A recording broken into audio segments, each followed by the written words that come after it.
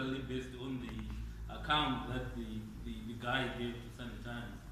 It really portrayed the Mnangagwa as sort of a MacGyver who had a memory of 30 years, a pathway of how he could go, jump with the mine-infested route whatsoever.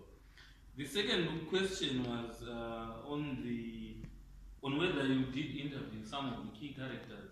I haven't read the book yet, I got it. Whether you interviewed some of the key characters in this war episode, the likes of Bob himself, Mnangagwa himself, Grace, Chiwenga, Justice Maposa, who was said to have picked the guy from Mozambique.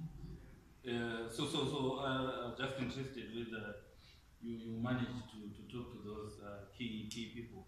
Then thirdly, I know you have put your book within a specific timeline, but I also realize that the last chapter talks of the cobra versus the crocodile, which is the election.